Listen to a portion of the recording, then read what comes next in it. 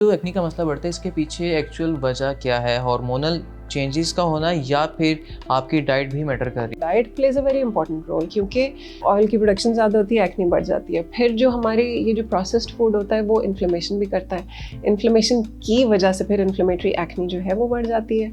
लेकिन जो दूसरी वजह है एक्ने की, जो कि हार्मोनल ड्रिवन है, जो कि हमारे एस्ट्रोजन प्रोजेस्टेरॉन की वजह से होती है, वो एक हद तक या किसी हद तक हम कंट्रोल नहीं कर सकते। डॉक्टर साहब, जो प्रेग्नेंट लड़कियां हैं उनको अक्सर स्ट्रेच मार्क्स का सामना करना पड़ता है, तो क्या ये नॉर्मल बात है या सिर्फ जो जल्द खिंचने की वजह से है, या इसकी भी कोई रेमेडी करनी चाहिए? जब स्किन बहुत जल्दी स्ट्रेच करती है तो स्किन की जो लेयर होती है डर्मिस, उसमें टेयर्स आ जाते हैं।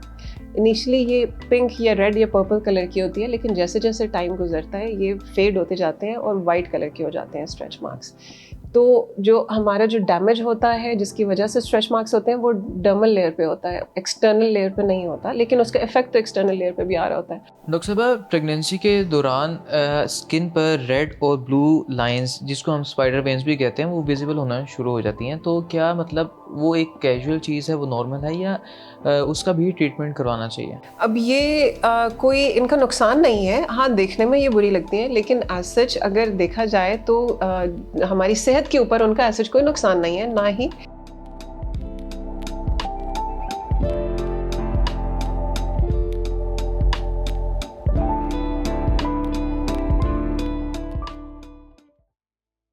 अस्सलाम वालेकुम नाज़रीन, मैं हूं आपका होस्ट अली अकबर। नाज़रीन, प्रेगनेंसी के दौरान हार्मोन्स में बड़ी तब्दीली नज़र आती है, जिसका सबसे वाज़ेह असर आपकी स्किन पर नज़र आता है। हर खातून में अलामात डिफरेंट हो सकती हैं, लेकिन ऐसा ज़रूर होता है। लेकिन क्या ये प्रेगनेंसी के दौरान ऐसे ब्यूटी ट्रीटमेंट्स करवाना महफूज है? क्या प्रेगनेंसी के दौरान फेशियल, लेज़र, फिलर्स और बोटॉक्स जैसे ट्रीटमेंट्स आपके लिए नुकसानदेह साबित हो सकते हैं? और साथ ही साथ क्या हर ट्रीटमेंट मना है, या फिर कुछ ऐसे ट्रीटमेंट्स हैं जो डॉक्टर की ज़रिए निगरानी करवाना ईजी है और आपके लिए फ़ायदेमंद भी साबित हो सकता है? इन सब सवालात के जवाबात हासिल करेंगे। हमारे साथ मौजूद हैं एस्थेटिक फिजिशियन डॉक्टर सारा। आइए चलते हैं उनसे गुफ्तगू का आगाज़ करते हैं। अस्सलाम वालेकुम डॉक्टर साहिबा। वालेकुम सलाम। डॉक्टर साहिबा, सबसे पहले ये बताइएगा कि हमल के दौरान कौन कौन सी हार्मोनल तब्दीलियाँ नज़र आती हैं? काफ़ी सारे हार्मोन्स होते हैं जो स्किन को अफेक्ट करते हैं प्रेगनेंसी के दौरान।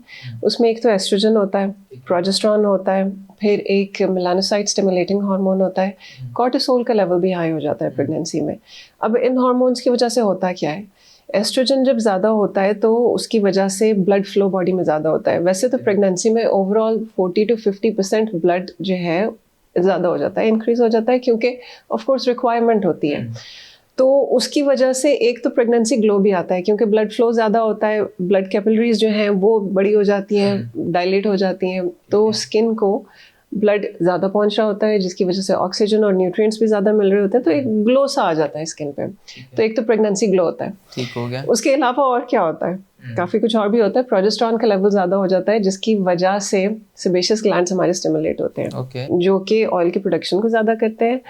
एक तो वो ये करते हैं कि क्योंकि ऑयल की प्रोडक्शन ज़्यादा हो रही है तो वो एक शाइन सी आ जाती है चेहरे पे, जो कि प्रेगनेंसी ग्लो को भी हम कह सकते हैं। लेकिन उसके अलावा ये एक्ने भी करती है, क्योंकि ऑयल ज़्यादा हो रहा है तो एक्ने ज़्यादा होती है। इसी वजह से आपने देखा होगा कि प्रेग्नेंट खवातीन में एक्ने काफ़ी हो जाती है। फिर जो काफ़ी इंपॉर्टेंट चीज़ जो कि स्किन से रिलेटेड है, that is melanocyte stimulating hormone. और इसका होता ये है कि क्योंकि इसके तो नाम से ही जाहिर है कि मेलानोसाइट्स स्टिमुलेट हो रहे हैं। जब मेलानोसाइट स्टिमुलेट हो रहे हैं तो मेलानिन ज़्यादा होगा, मेलानिन ज़्यादा होगा तो पिगमेंटेशन के चांसेस बढ़ जाते हैं। इसी वजह से काफ़ी फ्रीक्वेंटली, काफ़ी कॉमनली प्रेग्नेंट खवातीन में मिलाजमा भी होता है, बाकी जो टाइप्स होती हैं पिगमेंटेशन की वो भी होती हैं। जेनेटिकली ड्रिवन भी होता है ये, जिन लोगों में ज़्यादा जेनेटिक टेंडेंसी होती है उनमें ज़्यादा होता है, लेकिन उसके अलावा भी काफ़ी सारी खवातीन में ये हो सकता है, क्योंकि ये हार्मोन बढ़ जाता है। ठीक हो गया। और फिर एक जो हार्मोन है कॉर्टिसोल, वो बढ़ जाता है थ्रू आउट प्रेगनेंसी, क्योंकि this is a overall body के लिए this is a stressful event कि there is a foetus inside growing.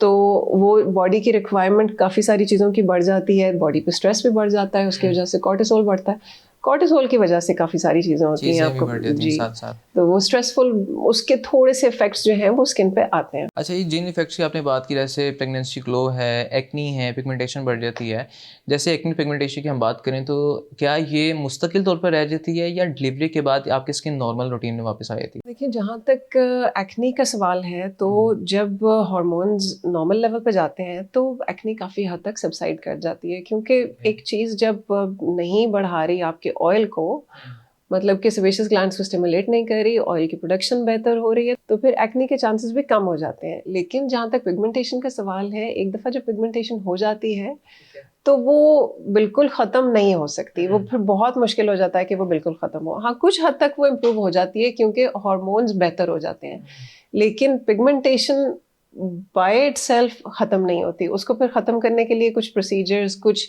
Skin care routine ऐसी होनी चाहिए जो कि उसको इम्प्रूव करे, और बस एहतियात बहुत करनी पड़ती है फिर उसके लिए। अच्छा डॉक्टर साहब, अभी आपने बात की थी कि प्रेगनेंसी के दौरान बॉडी में मिलाज़मा की जो मिकदार है वो बढ़ जाती है।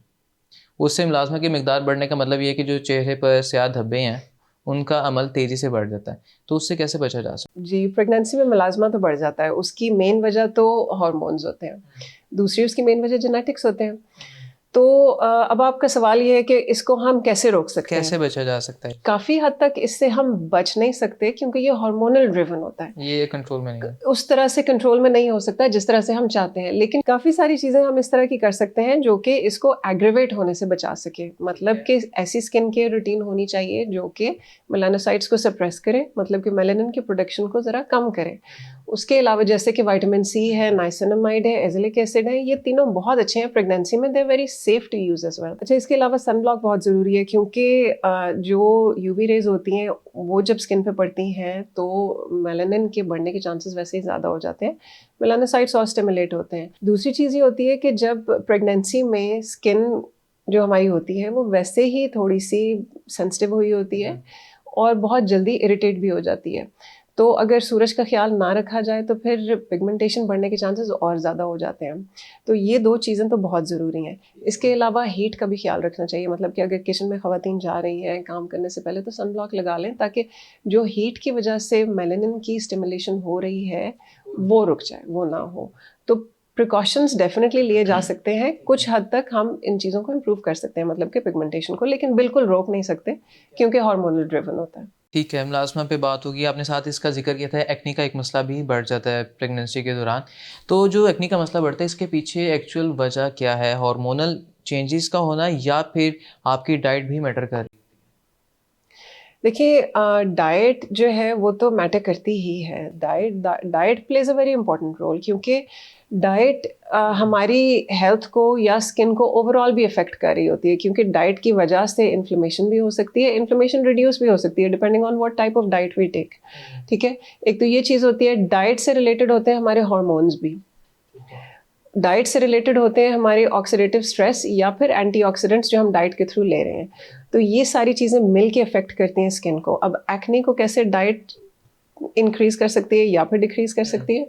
अगर तो ज़्यादा शुगरी डाइट लेंगे या फिर प्रोसेस्ड फैट्स लेंगे या ये जो होते हैं सफ़ेद आटा या कार्बोनेटेड ड्रिंक्स, इनका ग्लाइसेमिक इंडेक्स बहुत ज़्यादा होता है, शुगर रेशियो इनमें बहुत ज़्यादा होती है। तो जब इनको खाया जाएगा इवन प्रेगनेंसी में या फिर प्रेगनेंसी के बगैर भी, तो ये जो कुछ हार्मोन्स होते हैं जैसे कि इंसुलिन और IGF-1, इनको बहुत ज़्यादा कर देते हैं, उनकी स्टिमुलेशन होती है। जब इनकी स्टिमुलेशन होती है तो ऑयल की प्रोडक्शन ज़्यादा होती है, होगी तो एक्नी ऑयल की प्रोडक्शन ज़्यादा होती है, एक्नी बढ़ जाती है। फिर जो हमारे ये जो प्रोसेस्ड फूड होता है वो इन्फ्लेमेशन भी करता है, इन्फ्लेमेशन की वजह से फिर इन्फ्लेमेटरी एक्नी जो है वो बढ़ जाती है। तो डेफिनेटली अगर ड्यूरिंग प्रेगनेंसी डाइट का ख्याल रखा जाएगा तो उस तरफ से जो एक्नी होने के चांसेस हैं वो कम हो जाएंगे। लेकिन जो दूसरी वजह है एक्ने की जो कि हार्मोनल ड्रिवन है, जो कि हमारे एस्ट्रोजन प्रोजेस्टेरॉन की वजह से होती है, वो एक हद तक या किसी हद तक हम कंट्रोल नहीं कर सकते। तो उसके लिए बेहतर है कि हम डाइट को इम्प्रूव करें, अपनी हाइड्रेशन को बेहतर करें और अपनी स्किन केयर रूटीन को बेहतर रखें, जैसे कि डबल क्लेंजिंग है वो कर लें, और जो सीरम्स वगैरह लगाने हैं या फिर मॉइस्चराइज़र यूज़ करना है वो इस तरह के करें जो कि पोर्स को क्लॉग ना करें ताकि एक्ने ना हो। डॉक्टर साहब, ख़वातीन को प्रेगनेंसी के दौरान स्कैबीज या ख़ारिश की शिकायत बहुत ज़्यादा सामने आती है, तो डिलीवरी के दौरान जो वो शिकायत है वो आगे बच्चे में भी मुंतकिल होने के चांसेस होते हैं, तो इसका क्या इलाज है? प्रेगनेंसी में इचिंग या खारिश जो आप कह रहे हैं उसके चांसेस बढ़ जाते हैं, लेकिन प्रेगनेंसी में स्केबीज़ के चांसेस नहीं बढ़ते। अब स्केबीज़ जो है ये एक इन्फेक्शन होती है जो कि माइट की वजह से या पैरासाइट की वजह से होती है। और होती ये क्यों है, ये जब बहुत ओवर क्राउडेड कंडीशंस हों, लिविंग कंडीशंस, या फिर अगर सफाई का ज़्यादा ख्याल ना रखा जाए तो उसकी वजह से ये हो जाता है, जो जिस स्केबीज़ की आप बात कर रहे हैं। अब अगर स्केबीज़ है ड्यूरिंग प्रेगनेंसी तो बहुत ज़रूरी है कि इसको ट्रीट करवाएं। इसलिए नहीं कि ये बच्चे में मुंतकिल हो सकती है, क्योंकि वेरी रेयरली ये बेबी में ट्रांसमिट होती है, ट्रांसफ़र होती है, लेकिन ओवरऑल हेल्थ के लिए बहुत ज़रूरी है, क्योंकि डिलीवरी के बाद जब फीड करवाना है बच्चे को, बहुत क्लोज कांटेक्ट होता है, तो फिर बच्चे को उस वक्त उस क्लोज कांटेक्ट की वजह से लग सकती है स्केबीज़, और फिर ये इसकी वजह से इचिंग बहुत ज़्यादा होती है और बच्चा जो है वो भी काफ़ी अनरेस्ट होता है बच्चे को भी, और तो इंडिविजुअली आपके लिए भी बड़ा और नुकसानदेह भी होता है। इसकी वजह से इचिंग खारिश बहुत ज़्यादा होती है और इसमें बरोज बन जाती हैं और एक रैश होता है स्किन के ऊपर। ट्रीटमेंट इसकी बहुत ईजी होती है। एक चीज़ होती है जिसको हम परमेथ्रिन कहते हैं 5%, वो अप्लाई करना होता है गर्दन से नीचे पूरी बॉडी के ऊपर, और ये जिसको है सिर्फ उसने नहीं, सारे फैमिली मेम्बर्स ने करना होता है, ताकि एक से दूसरे में ट्रांसफ़र ना हो। और इसके साथ साथ सफाई का ख्याल रखना पड़ता है। जो भी है, कपड़े वगैरह हैं और बेडिंग्स हैं, उनको बहुत अच्छे तरीके से ल्यूकवार्म वाटर से धोना है, और जो गद्दे वगैरह, इवन जो सोफ़ाज़ हैं, उनकी बहुत अच्छे तरीके से सफाई करनी होती है, ताकि जो माइट्स वगैरह हैं वो रिमूव हो जाए। और इसके दौरान डाइट का भी ख्याल रखना पड़ेगा? स्केबीज़ के लिए डाइट का एज सच कोई इशू नहीं होता। कोई चीज़ खानी है उससे मना करना है? नहीं, स्केबीज़ से डाइट का कोई इशू नहीं है, लेकिन जो खारिश जिसकी आप बात कर रहे हैं प्रेगनेंसी में, वो कुछ और चीज़ों की वजह से भी हो सकती है। एक तो लिवर का इशू होता है जब ख़वातीन में, तो उनमें इचिंग ज़्यादा हो जाती है, तो उस इचिंग के साथ एक तो येलो सी डिस्कलरेशन भी बॉडी में आ जाती है, जो कि इट्स अ मेडिकल इमरजेंसी।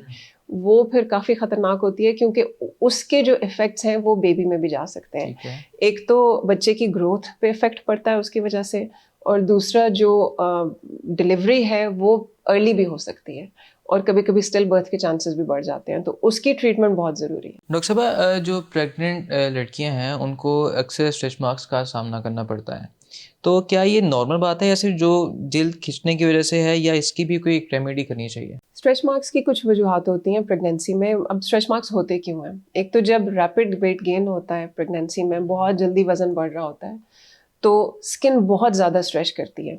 जब स्किन बहुत जल्दी स्ट्रेच करती है, तो स्किन की जो लेयर होती है डर्मिस, उसमें टेयर्स आ जाते हैं, और उसके खिंचने की वजह से, टेयर्स की वजह से स्किन परमानेंटली डैमेज हो जाती है। उसको हम स्ट्रेच मार्क्स कहते हैं। इनिशियली ये पिंक या रेड या पर्पल कलर की होती है, लेकिन जैसे जैसे टाइम गुजरता है ये फेड होते जाते हैं और वाइट कलर के हो जाते हैं स्ट्रेच मार्क्स। इसके अलावा स्ट्रेच मार्क्स एक तो मैकेनिकल कॉज हो गया, दूसरा ये जो हमारे हार्मोन्स होते हैं उसकी वजह से भी थोड़ा सा इफेक्ट होता है हमारी स्किन के ऊपर, और हमारे कोलेजन जो है वो इफेक्ट होता है, कोलेजन और इलास्टिन इफेक्ट होता है, जिसकी वजह से स्किन की जो स्ट्रेंथ है वो उस तरह से नहीं होती जिस तरह से एक नॉन प्रेग्नेंट खातून की होगी। तो ये दोनों चीज़ें मिल के स्ट्रेच मार्क्स को ज़्यादा कर देती हैं। तीसरी चीज़ जो है वो जेनेटिक फैक्टर होता है। ठीक है। कुछ कुछ लोगों में स्ट्रेच मार्क्स होते हैं, कुछ खवातीन में स्ट्रेच मार्क्स नहीं होते। कुछ फैमिलीज़ में ऐसे होता है कि किसी में भी स्ट्रेच मार्क्स नहीं होते, क्योंकि उनमें टेंडेंसी नहीं होती। तो ये चीज़ भी बड़ी मैटर कर रही होती है। अब अगर स्ट्रेच मार्क्स हो रहे हैं, तो या फिर पहले ये कि इनको हम प्रिवेंट कैसे कर सकते हैं, तो कुछ हद तक तो हम प्रिवेंट नहीं कर सकते, क्योंकि स्ट्रेचिंग जो हो रही है उसको हम रोक नहीं सकते, नेचुरल है। तो उसके लिए क्या कर सकते हैं कि कोशिश करें कि जो आपका वेट गेन है ड्यूरिंग प्रेगनेंसी वो एक स्टेडी वेट गेन हो, मतलब कि बहुत ज़्यादा वेट गेन एकदम से ना हो। तो एक तो इस तरह से हम वो कर भी सकते मतलब हैं। आपके अपने हाथ में होता है? देखिए, खाने पे ही डिपेंड करता है ना, जितनी ज़्यादा डाइट आपकी होगी उतना ज़्यादा। हाँ जी, कुछ ऐसी मेडिकल कंडीशंस होती हैं जिसमें बेबी की ग्रोथ जो है या बेबी का वेट बहुत ज़्यादा हो जाता है, जैसे कि अगर मैटरनल डायबिटीज़ हो तो उसमें जो फीटस का वेट है अपना वो बहुत ज़्यादा होता है। तो अगर इस तरह से हो, क्योंकि देखिए during pregnancy regular foetal checks होते रहते हैं, अल्ट्रासाउंड्स भी होते रहते हैं, तो अगर तो बेबी की तरफ से कोई इस तरह का इंडिकेशन आ रहा है कि बेबी का वेट बहुत ज़्यादा है अपने एज के, जेस्टेशनल एज के लिहाज से, तो फिर तो आपको चेक करवाना चाहिए प्रॉपर और उसका इलाज करवाना चाहिए, या फिर उसका खुद से इलाज करना चाहिए। अगर तो डायबिटीज़ की वजह से है तो डायबिटीज़ को कंट्रोल करें, लेकिन अगर ऐसा इशू नहीं है और ये सिर्फ डाइट रिलेटेड है तो then diet needs to be controlled, ताकि जो वेट गेन है वो एक स्टेडी तरीके से हो। ठीक है। तो एक तो ये है कि स्ट्रेच मार्क्स इस तरह से हम थोड़े से कंट्रोल किसी हद तक शायद कर लें।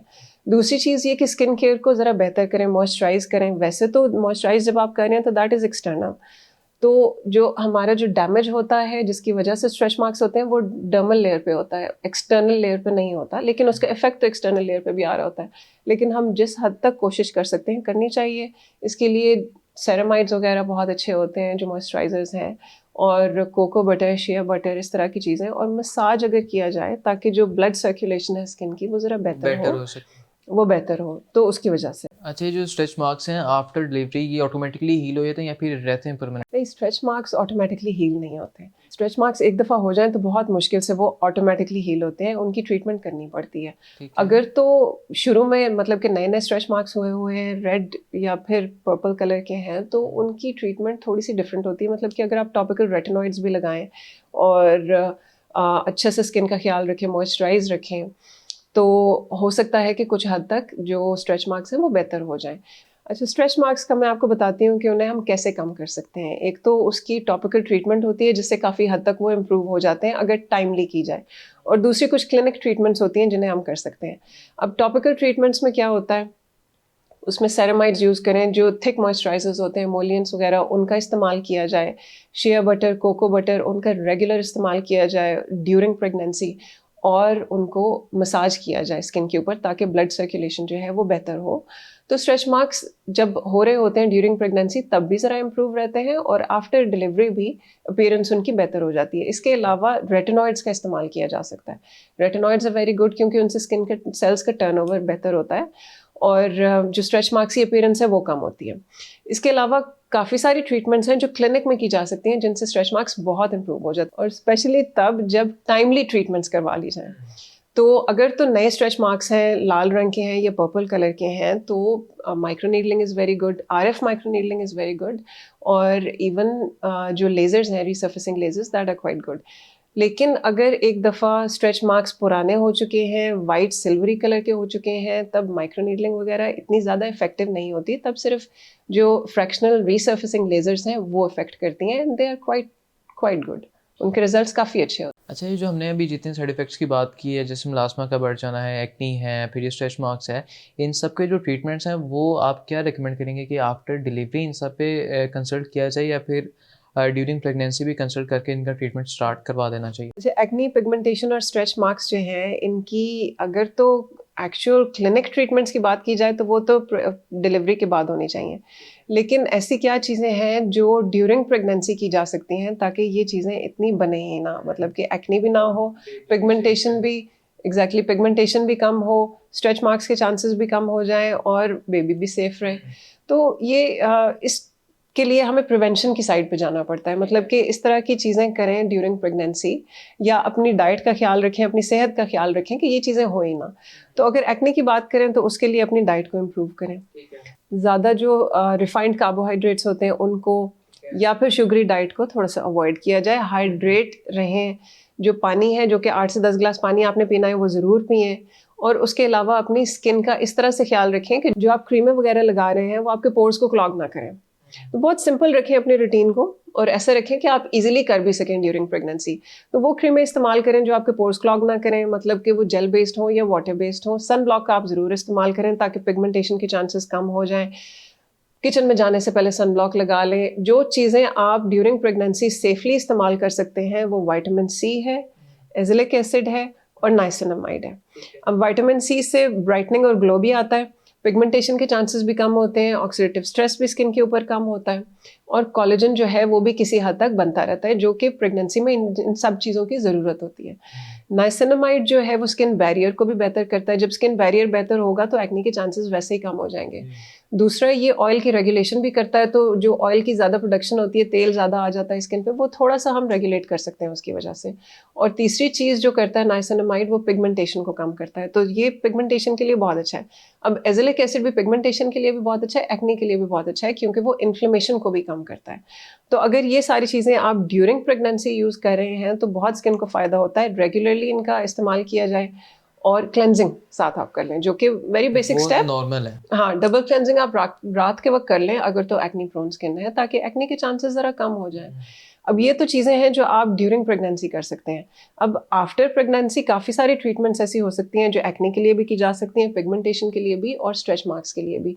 लेकिन उसके लिए ज़रूरी ये है कि पहले एक तो डिलीवरी हो चुकी हो और ब्रेस्ट फीडिंग भी काफ़ी हद तक ख़त्म हो चुकी हो। 4 से 6 महीने का गैप देने के बाद क्लिनिक ट्रीटमेंट्स आप शुरू करवा सकते हैं किसी भी इशू के लिए। डॉक्टर साहब, प्रेगनेंसी के दौरान स्किन पर रेड और ब्लू लाइंस, जिसको हम स्पाइडर वेन्स भी कहते हैं, वो विजिबल होना शुरू हो जाती हैं। तो क्या मतलब वो एक कैजुअल चीज़ है, वो नॉर्मल है, या उसका भी ट्रीटमेंट करवाना चाहिए? ड्यूरिंग प्रेगनेंसी कुछ ऐसे चेंजेस होते हैं जिसकी वजह से एक तो जिस्म में खून की मकदार बढ़ जाती है, 40 to 50% तक खून बढ़ जाता है। और इसके अलावा जो हमारी स्किन में छोटी छोटी सी खून की शरियानें होती हैं जिनको कैपिलरीज कहते हैं, वो भी फैल जाती हैं। तो इन दोनों की वजह से कुछ जो ब्लड वेसल्स होती हैं या खून की शरियानें वो विजिबल हो जाती हैं, जिनको हम स्पाइडर वेन्स कहते हैं।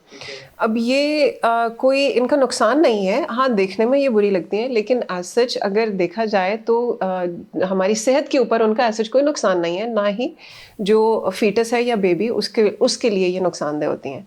अब क्योंकि ये देखने में बुरी लगती हैं तो इनका हम क्या कर सकते हैं, एक हद तक तो शुरू में ड्यूरिंग प्रेगनेंसी हम इनका नहीं कर सकते कुछ भी, क्योंकि कोई भी ऐसी चीज़ जो कि ज़रूरी नहीं है, एसेंशियल नहीं है, उसको हमें ड्यूरिंग प्रेगनेंसी छेड़ना नहीं चाहिए, या फिर कोई भी ऐसे केमिकल या ट्रीटमेंट नहीं करवानी चाहिए जो कि ड्यूरिंग प्रेगनेंसी बेबी को हार्म दे सके किसी भी तरीके से। तो इसलिए ज़रा इंतज़ार करना चाहिए ताकि डिलीवरी हो जाए और उसके बाद फिर जो भी ट्रीटमेंट करवानी है करवा लें। और वैसे भी ये चेंजेस क्योंकि हार्मोन्स की वजह से होते हैं, तो जब आफ्टर डिलीवरी जब हार्मोन्स रेगुलेट होते हैं, नॉर्मल लेवल पे जाते हैं, तो ये काफ़ी हद तक खुद ही इम्प्रूव हो जाते हैं। जो इसमें से रह भी जाते हैं, मतलब कि जो शरियानें विजिबल हैं और नज़र आ रही हैं, उनकी ट्रीटमेंट हो सकती है। कुछ लेज़र्स होती हैं ऐसी जो कि वैस्कुलर लेज़र्स जिनको हम कहते हैं, उनको अगर हम इस्तेमाल करें तो बड़े अच्छे तरीके से हम इनको ख़त्म कर सकते हैं। इसके अलावा एक और चीज़ भी हो सकती है जिसे हम कर सकते हैं, इसको हम स्क्लेरोथेरेपी कहते हैं। अब ये खून की शरियानें ज़्यादातर पेट पे या फिर टांगों में विजिबल होती हैं, तो ये एक चीज़ होती है जिसको हम इंजेक्ट करते हैं और उससे उसकी अपीयरेंस जो है वो इम्प्रूव हो जाती है। तो लेकिन ये चीज़ें सारी जो है ये आफ्टर डिलीवरी होनी चाहिए, ड्यूरिंग प्रेगनेंसी इनको नहीं करना चाहिए। अच्छा डॉक्टर साहब, हमने स्टार्टिंग में बात की थी कि प्रेगनेंसी के दौरान कौन से ट्रीटमेंट्स करवाने चाहिए, कौन से नहीं करवाने चाहिए, अगर करवाने भी हैं तो कौन से डॉक्टर की निगरानी में करवाने चाहिए। सबसे पहले हम बात करें तो बोटॉक्स की बात करें, तो बोटॉक्स को करवाना चाहिए या फिर नहीं करवाना चाहिए? देखिए, बोटॉक्स जो है उसमें होता क्या है, बोटॉक्स हम करवाते हैं जो हमारे मसल्स होते हैं उनकी कॉन्ट्रैक्शन को कम करने के लिए, रिंकल्स को ख़त्म करने के लिए। नॉर्मली ये चेहरे के लिए किया जाता है क्योंकि एज के साथ साथ हमारे जो रिंकल्स हैं वो ज़्यादा हो जाते हैं और काफ़ी ख़वातीन को फ़ील होता है कि एक ट्रीटमेंट जो है वो करवा लेनी चाहिए। लेकिन जब प्रेग्नेंट होते हैं तो उस ड्यूरेशन में या उस दौरान काफ़ी सारी ऐसी चीज़ें होती हैं जो हमें रोकनी पड़ती हैं। उनका इफ़ेक्ट अच्छा होता है या अच्छा नहीं होता, ये एक अलग चीज़ है। लेकिन जो भी ट्रीटमेंट जो कि नॉन एसेंशियल है, जिसकी एज सच ज़रूरत नहीं है, उसको नहीं करवाना चाहिए। अब अगर बोटॉक्स की बात की जाए तो बोटॉक्स का एज सच कोई हार्मफुल इफ़ेक्ट फीटस पे अभी तक साइंटिफिकली प्रूव नहीं हुआ। उसकी वजह ये है कि एथिकली ये अलाउड ही नहीं है कि किसी भी प्रेग्नेंट खातून पे कोई ट्रीटमेंट की जाए और उसको स्टडी किया जाए। तो क्योंकि हमारे पास इस तरह की कोई स्टडी अवेलेबल नहीं है तो फिर ये वाली ट्रीटमेंट हम करते नहीं हैं। लेकिन अगर किसी खातून ने बोटॉक्स करवा लिया है और उनको पता नहीं था कि वो प्रेग्नेंट हैं, तो एज सच ज़्यादा घबराने की ज़रूरत नहीं है क्योंकि इसका कोई प्रूवन साइड इफ़ेक्ट नहीं है बेबी के ऊपर। अच्छा, अगर ये तो एक ट्रीटमेंट हमने बोटॉक्स की बात की जो फेस पे होता है, अगर हम बात करें कि हेयर रिमूवल या लेज़र रीसर्फेसिंग ऐसा ट्रीटमेंट भी हैं, तो क्या वो इफ़ेक्ट कर सकता है? हेयर रिमूवल के लिए लेज़र इस्तेमाल किया जाता है, वो बहुत सुपरफिशली स्किन पे एक्ट करता है, सिर्फ 2 मिलीमीटर तक स्किन के अंदर पेनिट्रेट करता है, उससे नीचे नहीं जाता। लेकिन फिर भी ये ट्रीटमेंट ड्यूरिंग प्रेगनेंसी हम नहीं करते, इसको प्रेगनेंसी के बाद ही दोबारा से स्टार्ट किया जाता है। इवन अगर सेशंस पहले लिए जा भी रहे हो तो उनको रोक दिया जाता है। अब इसकी क्या वजह है, इसका भी देखें, एक तरह से हमारे पास इसके कोई सीरियस हार्मफुल या नॉन बेनिफिशियल इफ़ेक्ट्स बेबी के ऊपर अभी तक हमारे पास नहीं ज़ाहिर हुए क्योंकि स्टडीज़ नहीं है।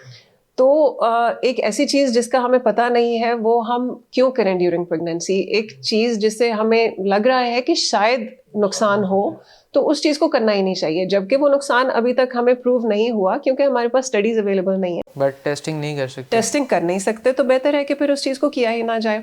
तो लेज़र हेयर रिमूवल वाला लेज़र भी हम नहीं करते, और उसके अलावा जो लेज़र रीसर्फेसिंग है उसको तो बिल्कुल ही नहीं करते। उसकी एक वजह तो यही है कि हमारे पास उसकी स्टडीज़ नहीं है, और दूसरी वजह ये है कि जब प्रेग्नेंट होती हैं ख़वातीन तो उनकी स्किन सेंसिटिव हुई होती है, थोड़ी सी इरिटेट जल्दी हो जाती है, पिगमेंटेशन के चांसेस ज़्यादा होते हैं हार्मोन्स की वजह से। तो अगर हम लेज़र रीसर्फेसिंग कर रहे हैं, जैसे कि फ्रैक्शनल CO2 लेज़र रीसर्फेसिंग की अगर बात करते हैं, तो उसमें हम सुपरफिशियल स्किन की लेयर को रिमूव भी कर रहे होते हैं, और काफ़ी हीट जो है वो हम स्किन के अंदर डाल रहे होते हैं, जिसकी वजह से फिर पिगमेंटेशन के चांसेस बढ़ जाते हैं। जो स्किन है उसमें सोजिश के चांसेस बढ़ जाते हैं, स्किन इरिटेबल हुई होती है। तो बेहतर ये है कि ये चीज़ें ना की जाएं, और प्रेगनेंसी के बाद इवन ब्रेस्ट फीडिंग जब ओवर हो जाए तो तब ये 6 to 7 months 6 to 7 मंथ्स के गैप के बाद ये वाली ट्रीटमेंट स्टार्ट करवाई जाए। डॉक्टर साहब, एक और ट्रीटमेंट का जिक्र हमने सुना होता है डर्मल फिलर्स के हवाले से, तो आप इसके हवाले से क्या मशवरा देती हैं? देखिए, ड्यूरिंग प्रेगनेंसी तो फिलर्स भी नहीं करवाने चाहिए। एक वजह तो इसकी भी यही है कि हमारे पास स्टडीज़ अवेलेबल नहीं है। दूसरी वजह वो सबसे बेसिक रीज़न है कि हमारे पास स्टडीज़ अवेलेबल नहीं है कि अगर हम डर्मल फिलर करवाते हैं तो उसका बेबी के ऊपर या फीटस के ऊपर क्या इफेक्ट होगा। अब जो डर्मल फिलर है वो हाइलुरोनिक एसिड से बनाया जाता है, बेसिकली हाइलुरोनिक एसिड बेस्ड होता है डर्मल फिलर। हाइलुरोनिक एसिड एक ऐसी चीज़ है जो हमारी स्किन में नॉर्मली भी प्रेजेंट होती है, तो अगर इस तरह से देखा जाए तो फिर तो उसका कोई हार्म होना नहीं चाहिए। लेकिन हाइलुरोनिक एसिड फिलर जब हम एक आम हालत में भी करते हैं, मतलब कि अगर कोई प्रेग्नेंट नहीं है और उनकी हम ये ट्रीटमेंट कर रहे हैं, तो तब भी कुछ ऐसी चीज़ें होती हैं जिनके चांसेस होते हैं, मतलब कि इन्फेक्शन के चांसेस होते हैं, जो लॉन्ग टर्म इन्फ्लेमेशन के चांसेस होते हैं, नोड्यूल्स बन सकते हैं, और वैस्कुलर ओक्लूजन वगैरह जो है वो तो उसके तो चांसेस होते ही हैं। तो ये चीज़ें जो है मतलब कि इन्फ्लेमेशन, इन्फेक्शन और जो लॉन्ग टर्म नोड्यूल्स बन सकते हैं, इनके चांसेस ड्यूरिंग प्रेगनेंसी और ज़्यादा बढ़ जाते हैं, तो ये हमें नहीं करनी चाहिए। इसके अलावा अगर वैस्कुलर ओक्लूजन हो जाए, मतलब कि कोई किसी ब्लड वेसल में फिलर चला जाता है और वो ब्लड वेसल बंद हो जाती है, ब्लॉक हो जाती है, तो स्किन की नेक्रोसिस के चांसेस बढ़ जाते हैं। तो इस तरह की चीज़ें हमें कम्प्लीटली अवॉइड करनी चाहिए ड्यूरिंग प्रेगनेंसी। डॉक्टर साहब, अभी आपने बताया कि 2-3 ट्रीटमेंट्स के बारे में आपने बताया, लेज़र रिसर्फेसिंग है, बोटॉक्स है, इसी तरह कुछ और ट्रीटमेंट्स भी हैं जैसे केमिकल पील है, रेटिनॉयल है। इन ट्रीटमेंट्स के हवाले से आप क्या कहती हैं? रेटिनॉल है या फिर रेटिनॉइड्स जो हैं, रेटिनॉल आमतौर पे इस्तेमाल होता है, ये तो बिल्कुल भी इस्तेमाल नहीं करना चाहिए ड्यूरिंग प्रेगनेंसी, क्योंकि ये एक ऐसी चीज़ है जिसकी हमारे पास साइंटिफिक बैकिंग है, हमारे पास साइंटिफिक एविडेंस है कि this is very harmful for foetus. मतलब कि जो बेबी है उस पर इसके बहुत बुरे इफेक्ट्स होते हैं। ये बेबी की ग्रोथ को अफेक्ट करता है, जो हमारे एसेंशियल ऑर्गन्स होते हैं, जो वाइटल ऑर्गन्स होते हैं, ब्रेन है, हार्ट है, लिवर, इन सब पे इसका इफेक्ट होता है। तो ये तो बिल्कुल अवॉइड करना चाहिए। इसमें जो अवॉइड करना है वो टॉपिकल क्रीम्स या सीरम्स भी हैं, और खाने के लिए जो दवाई दी जाती है जो कि एक्ने के लिए होती है, आइसोट्रेटिनोइन, उसको भी कम्प्लीटली अवॉइड करना चाहिए। और बल्कि इसका तो इस हद तक कहा जाता है कि, और हम एडवाइस भी यही देते हैं कि अगर किसी पेशेंट की ट्रीटमेंट स्टार्ट भी करनी हो तो उनसे ख़ास तौर पे पूछा जाता है कि वो प्रेग्नेंट तो नहीं है, या वो प्रेगनेंसी या कंसेप्शन के बारे में तो नहीं सोच रहे या प्लान तो नहीं कर रहे, और अगर वो कर रही हैं तो ये ट्रीटमेंट उन्होंने 3 महीने पहले छोड़ देनी है। स्किप कर देना जी, 3 महीने तक वो छोड़ेंगी ये ट्रीटमेंट, उसके बाद वो ट्राई करेंगी कंसेप्शन के लिए। तो ये तो इसका तो हमें पता है, this is a very common thing जो हमें बिल्कुल भी यूज़ नहीं करनी during pregnancy, even before, a little bit before pregnancy as well, इसको नहीं करना।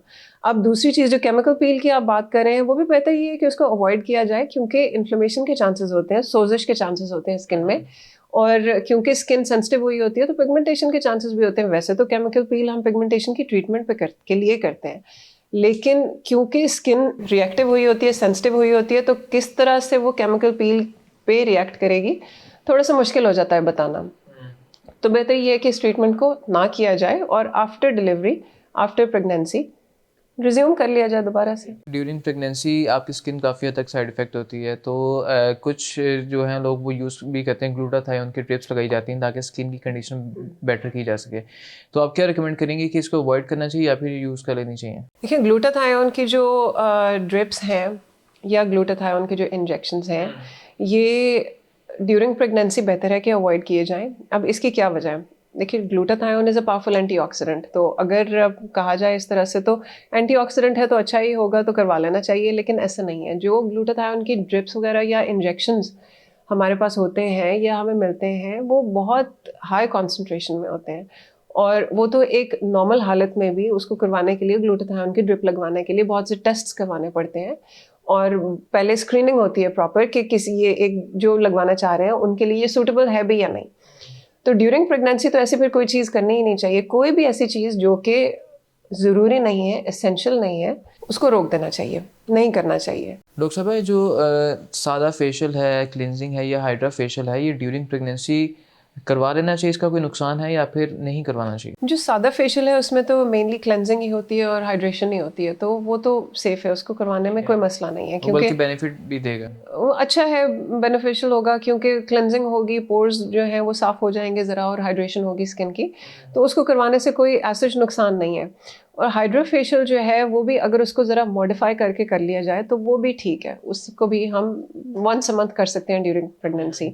अब उसमें क्या चीज़ है जो नहीं करनी चाहिए? अब हाइड्रा फेशियल्स को काफ़ी तरीक़ों से किया जाता है, और इसमें काफ़ी सारी चीज़ें यूज़ होती हैं, काफ़ी सारी मशीन्स होती हैं हाइड्रा फेशियल की, जिनके डिफरेंट प्रोब्स होते हैं, और उनको डिफरेंट तरीक़ों से इस्तेमाल किया जाता है। तो अब कुछ चीज़ें जो ड्यूरिंग प्रेगनेंसी हमें हाइड्रा फेशियल में नहीं करनी चाहिए, वो वाले प्रोब्स हैं जो कि हीट प्रोड्यूस करते हैं, मतलब कि RF प्रोब्स हो गए, तो उनको हमें नहीं करना चाहिए। कोई भी चीज़ जो हीट प्रोड्यूस कर रही है ड्यूरिंग प्रेगनेंसी, उसको इस्तेमाल नहीं करना चाहिए, क्योंकि वो फिर मेलाज़मा को ज़रा ट्रिगर कर सकती है, पिगमेंटेशन को ट्रिगर कर सकती है, तो वो नहीं करना चाहिए। उसके अलावा कुछ हाइड्रा फेशियल्स में पील्स भी एडेड होती हैं, तो उनको कम्प्लीटली अवॉइड करना चाहिए।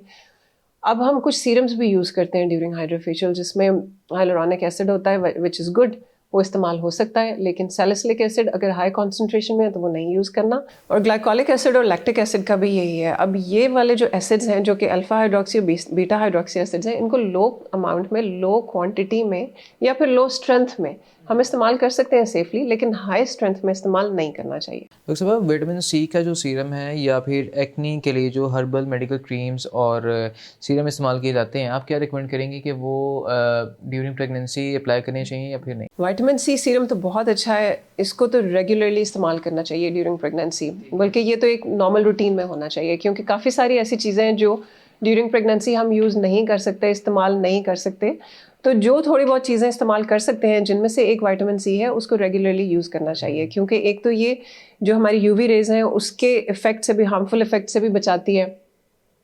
जो सन ब्लॉक हम अप्लाई करते हैं उसके इफ़ेक्ट को भी और इन्हांस कर देती है, इवन कोलेजन की प्रोडक्शन में हेल्प करती है, और फिर ब्राइटनिंग में, ग्लो में हेल्प करती है। विटामिन सी तो हम ड्यूरिंग प्रेगनेंसी सेफली इस्तेमाल कर सकते हैं। जो घरेलू टोटके हैं वो इस्तेमाल करना चाहिए एक्नी को रिमूव करने के लिए, या स्किन की जो इश्यूज होते हैं उनके लिए हम यूज़ करते हैं? जैसे हर्बल या घरेलू टोटके जो हैं वो ज़रूरी नहीं है कि हार्मफुल ही हों।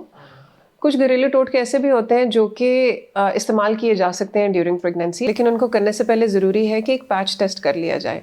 अब जो एक मुल्तानी मिट्टी बड़े कॉमनली यूज़ होती है एक्ने के लिए, क्योंकि वो एक तो ऑयल को भी कम करती है, जो तेल चेहरे पे आ जाता है उसको भी कम करती है, और जो पोर्स होते हैं उनके अंदर से भी क्लेंजिंग करती है, तो उसको इस्तेमाल किया जा सकता है। लेकिन बेहतर ये है कि अगर कोई भी चीज़ इस्तेमाल करनी है तो उससे पहले थोड़ा सा पैच टेस्ट कर लिया जाए और देख लिया जाए कि ये स्किन को सूट कर भी रहा है कि नहीं।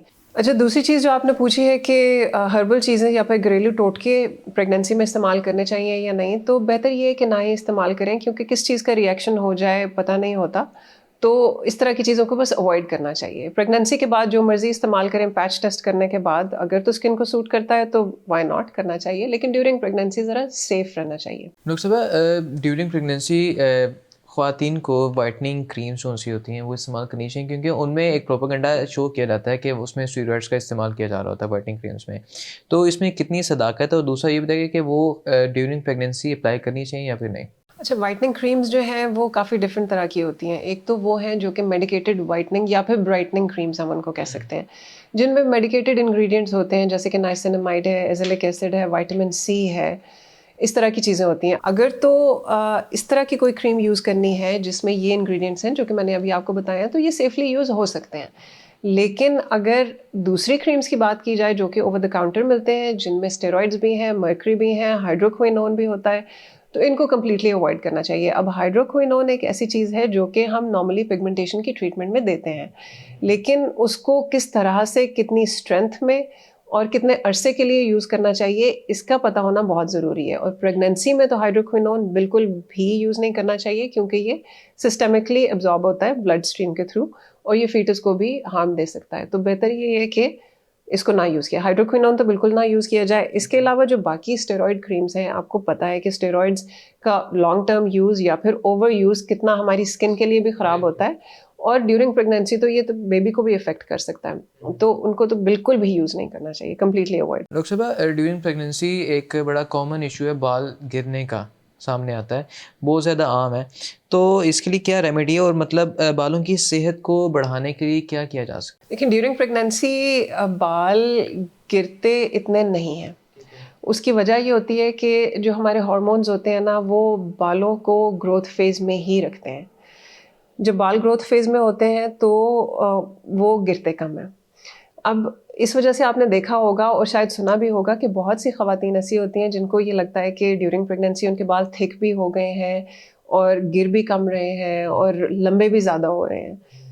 लेकिन ये सारी चीज़ें आफ्टर प्रेगनेंसी चेंज होनी शुरू हो जाती हैं, क्योंकि जब प्रेगनेंसी ख़त्म होती है, हार्मोन्स दोबारा से अपने नॉर्मल लेवल पे जा रहे होते हैं, तो जो बाल हैं वो गिरना शुरू कर देते हैं। डिलीवरी के 2 से 4 महीने के बाद बाल गिरना शुरू हो जाते हैं, और कभी-कभी ये चेंज काफ़ी ड्रास्टिक भी होता है। इतने ज़्यादा बाल गिरते हुए लग रहे होते हैं कि ख़वातीन परेशान हो जाती हैं। लेकिन 6 से 8 महीने तक ये बालों का गिरना ज़रा बेहतर हो जाता है, इम्प्रूव हो जाता है, और साल तक अगर देखा जाए तो फिर बाल अपनी नॉर्मल हालत पे आ जाते हैं। ये एक नॉर्मल फिजियोलॉजिकल प्रोसेस है जिससे डरना नहीं चाहिए, ये सबके साथ होता है और इसको हम एक हद तक रोक भी नहीं सकते, क्योंकि ये हार्मोनल ड्रिवन होता है, ये हार्मोन्स के चेंजेस की वजह से होता है। अब हम ड्यूरिंग प्रेगनेंसी क्या कर सकते हैं? जो बाल हैं अच्छे ही होते हैं ड्यूरिंग प्रेगनेंसी बाल, लेकिन उनको और इम्प्रूव करने के लिए डाइट को इम्प्रूव करें और इस तरह के शैम्पूज इस्तेमाल करें जो कि बालों को ज़्यादा हार्म ना दें, मतलब कि जो जेंटल शैम्पूज होते हैं उनका इस्तेमाल किया जाए। अच्छा, अब इसके अलावा क्या कर सकते हैं? अब आफ्टर प्रेगनेंसी जब बाल गिर रहे हैं तो उनको हम कैसे रोक सकते हैं, कैसे इम्प्रूव कर सकते हैं? कुछ हद तक तो हम नहीं रोक सकते क्योंकि ये हार्मोनल ड्रिवन है।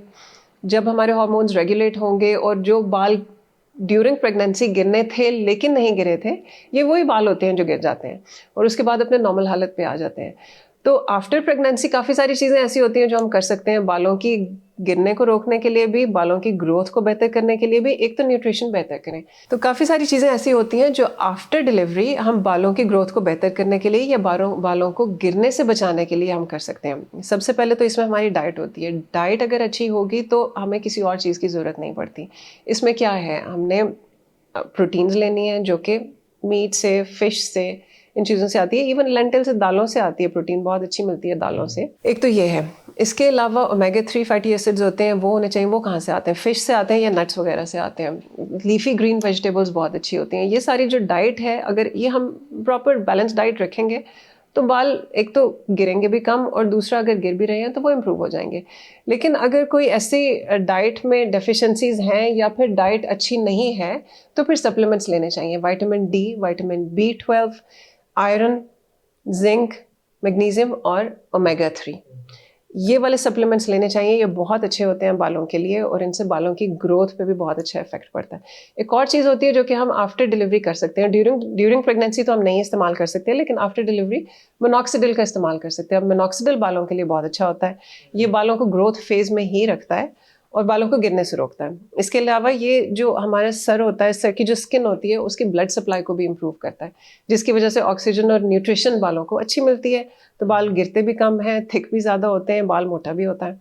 तो ये सारी चीज़ें आप कर सकते हैं और बालों को बहुत अच्छे से इम्प्रूव भी कर सकते हैं। डॉक्टर साहब, आखिर में हमारी ऑडियंस को ये बताइएगा कि जो लड़कियां भी औलाद के लिए सोच रही हैं या कंसीव करना चाहती हैं, उनके लिए कोई टिप जिससे वो दौरान हमल अपनी स्किन को ज़्यादा बेहतर बना सकती हैं? अच्छा, ये बहुत अच्छा सवाल है क्योंकि बहुत सी ख़वातीन ऐसी होती हैं जो कि इस ऑफ कोर्स चीज़ से गुजर रही होती हैं, लेकिन उनको आइडिया कुछ नहीं होता कि क्या करना चाहिए, कैसे स्किन को इम्प्रूव रखना चाहिए।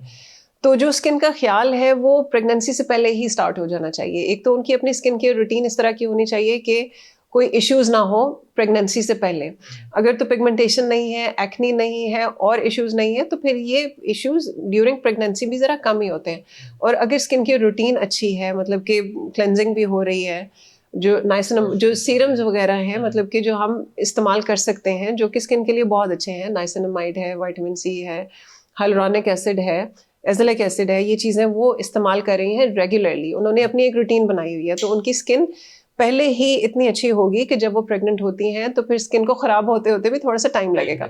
और फिर अगर वो ड्यूरिंग प्रेगनेंसी भी अपनी रूटीन को कंटिन्यू रखती हैं उन चीज़ों के साथ या उन सीरम्स के साथ जो कि प्रेगनेंसी सेफ है, तो उनकी स्किन फिर काफ़ी हद तक ठीक ही रहती है, ख़राब नहीं होती इतनी। तो बेहतर ये है कि एक दफ़ा डॉक्टर से कंसल्ट कर लें, मशवरा ले लें और अपनी स्किन केयर रूटीन जो है वो पहले से ही इम्प्रूव कर लें।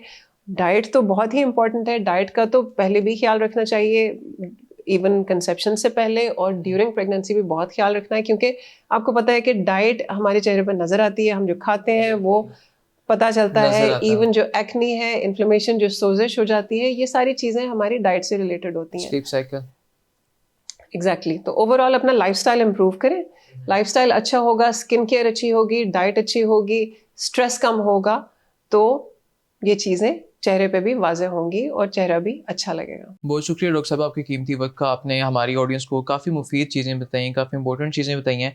इंशाल्लाह पोस्टमार्टम स्किन रिकवरी के हवाले से एक सेशन रखेंगे आपके साथ, ताकि जो ख़वातीन हमारी घर बैठी हैं उनको ये इश्यूज़ फेस करना पड़ रहे हैं वो इसका हल निकाल सकें, उनको बेहतर जान सकें। तो नाज़रीन, आपने देखा कि ड्यूरिंग प्रेगनेंसी कौन से ट्रीटमेंट्स अप्लाई करने चाहिए, कौन से नहीं करने चाहिए, किन चीज़ों को आपने अवॉइड करना है ड्यूरिंग प्रेगनेंसी जो आपकी स्किन को लेके डैमेज कर सकती हैं, जो आपके बालों को लेके डैमेज कर सकती हैं, और इनकी रेमेडीज़ के हवाले से डॉक्टर साहब ने आपको बताया। तो मज़ीद ऐसे इन्फॉर्मेटिव वीडियोज़ देखने के लिए देखते रहिए हमें, और इसी के साथ अपने होस्ट अली अकबर को इजाज़त दीजिए।